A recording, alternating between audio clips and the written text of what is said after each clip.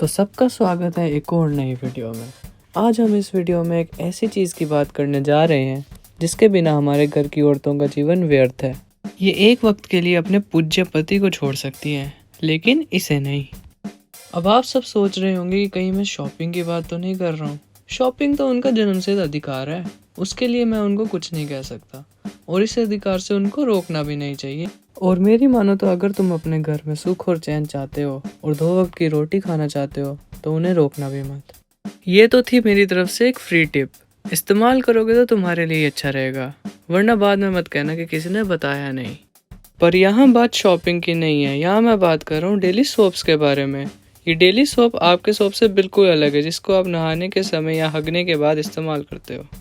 Daily soap, या आसान शब्दों में बोलूँ तो टीवी सीरियल, ये किसी भी कंपैरिजन में रील से कम नहीं है। जैसे रील्स का नशा युवकों की रगों में दौड़ रहा है, वैसे इसका नशा भी हमारी मम्मियों की रगों में दौड़ रहा है। और इसमें लॉजिक तो इतना है कि उसको देख के आपके गांड का छेद खुल जाएगा और वहां से सिर्फ एक ही आवाज आएगी, ओह माय गॉड! वाओ!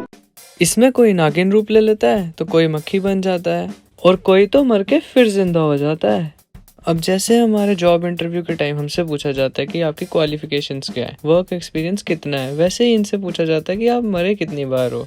अच्छा, अगर कम से कम मरे नहीं हो तो कोमा में जाकर याददाश्त कितनी बार भूले। बाकी टैलेंट गया तेल लेने, फिर इसी सब के बेसिस पे इनकी सिलेक्शन की जाती है। फिर ये सब देखने के बाद मैं सोचता हूँ कि इनकी लाइफ कितनी हैपनिंग है। जिंदगी हो तो ऐसी हो, जिंदा तो झांट के बाल भी है। मेरी लाइफ में तो वही गतिविधियां रोज रोज चल रही है, उठो, खाओ, हिलाओ और फिर से सो जाओ। अब मेरी रियल लाइफ तो ऐसी ही रहेगी, इसका तो कुछ होने नहीं वाला। तो फिर बिना और समय व्यर्थ किए हुए एक नजर इनकी रियल लाइफ की तरफ भी डाल ही लेते हैं। हम आपके पति को बचा नहीं पाए।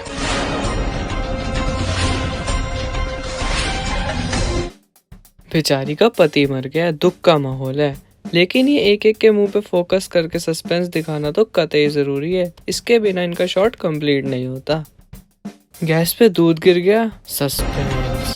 मंदिर में जोत बंद हो गई, सस्पेंस। घर में शीशा टूट गया, सस्पेंस। अरे भाई, इतना सस्पेंस लाते कहाँ से हो? अब है कौन? होते कौन है आप ये बोलने वाले कि आप मेरे पति को बचा नहीं? लगता है अपने पति की मौत का बहुत गहरा सदमा लगा है इसे, तभी तो एक डॉक्टर से पूछ रही कि आप है कौन। आप कैसे कह सकते कि ये मर चुके हैं? अरे अब वो मर चुके हैं, अब कुछ नहीं हो सकता। मरा हुआ आदमी थोड़ी ना लौट के वापस आ सकता है। उन्हें मौत के मुंह से निकाल कर मैं लाऊंगी। उनका ऑपरेशन अब मैं करूंगी।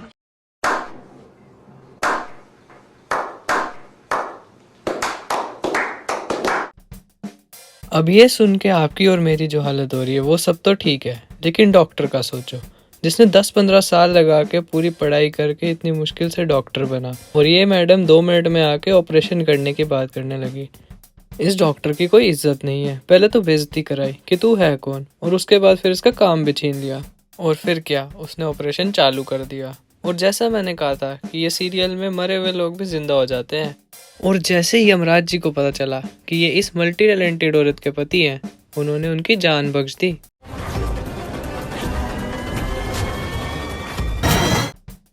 आप बस सीन की इम्प्रोवाइजेशन देखो। आंखों में मिर्ची लगी, पैर टकराया, सर टकराया, बेहोश होकर सूटकेस में गिर गई और सूटकेस भी बंद हो गया। नोबेल प्राइज तो इसके लिए बनता ही है। और एक बार आप लोग सब ये फिटिंग देखो। ऐसी फिटिंग अगर मेरे मोहल्ले का दर्जी कर देता ना, तो आज वो मनीष मल्होत्रा और सब्यसाची से ऊपर ही होता। इस सीन को देखकर एक बात याद आ गई कि जब बचपन में रिश्तेदार आते थे और वापस जाते वक्त वो कहते थे, आओ बेटा तुम्हें भी सूटकेस में डाल के ले जाऊं। और जब बच्चा कहता था अच्छा ठीक है ले जाओ, तब वो मन ही मन हंसते थे। कितना चूतिया बच्चा है। तो उनको मैं बताना चाहता हूँ कि चूतिया मैं नहीं था, चूतिया तुम हो। लेकिन कुछ भी कह लो, जितना चूतिया ये टीवी वाले बनाते हैं ना, उतना कोई भी नहीं बनाता है। आओ दिखाता हूँ तुम्हें भी। चांद का टुकड़ा सबसे पहले यहाँ पे लेके आएगा, वो मेरा शौहर बनेगा। अब इस निब्बी को ही देख लो, ये उसी से शादी करेगी जो उसके लिए चांद का टुकड़ा लेके आएगा। अरे इसे कोई बताओ, जब राखी सावंत ने अपने स्वयंवर में ऐसी कोई डिमांड नहीं रखी तो ये कौन होती है? जो लड़की शादी से पहले चांद का टुकड़ा मांग सकती है तो सोचो वो शादी के बाद क्या क्या मांगेगी। बाबू बाबू आज हमने एक्वेरियम बनाया है, एक ब्लू व्हेल ला दो। बाबू बाबू दिवाली आ रही है, जरा खली को बुला दो। बाबा उठा ले। और फिर तुम्हें मौसी जी के पैर पड़ने पड़ेंगे कि घर पे खली को भेज दो, छत की सफाई करवानी है। ये बेचारी तो कुंवारी ही मर जाएगी। अब कौन जाएगा इसके लिए चांद का टुकड़ा लेने के लिए, कौन ही है इतना वेला। क्लाइमैक्स अभी बाकी है।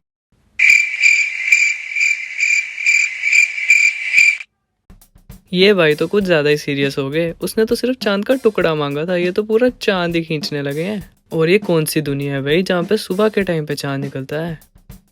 और ये कौन सी ठहरा है हल्की औलाद, बहनचोद अकेले ही लगा पड़ा है चांद खींचने में, ये ना कि लोगों की मदद ही ले ले।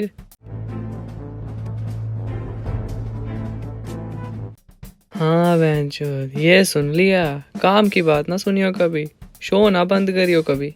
फिल्मों में तो फिर भी मजाक में बोलते हैं कि तुम्हारे लिए चांद तारे तोड़ लाऊंगा, इसमें तो कुछ ज्यादा ही सीरियस हो गए ये सब।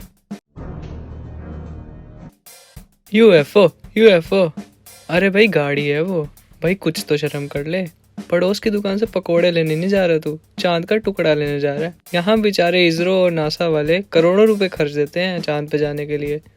एक एक गाड़ी भाड़े में ले ली होती कितना पैसा बचता, सोचो जरा। भाई इसका अब ज्यादा हो रहा है, ये मियाँ खलीफा को क्यों बीच में ला रहा है। मैं मानता हूँ कि उसका नाम सुन के बड़े बड़े पिघल जाते हैं, समझ रहे हो, समझ रहे हो, समझ रहे हो ना। लेकिन ये चांद है, ये ऐसे नहीं टूटने वाला।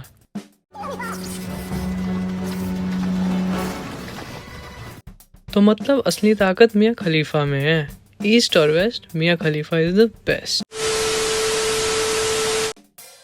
तो आज के लिए बस इतना ही। उम्मीद करता हूँ तुम्हें पसंद आई होगी, और पसंद आई तो लाइक और सब्सक्राइब करके जाना। देखो तुम्हारा तो उससे कुछ जाएगा नहीं, लेकिन मेरा तो बहुत कुछ बन जाएगा, इसलिए कर देना। खत्म। Bye bye, tata, good bye.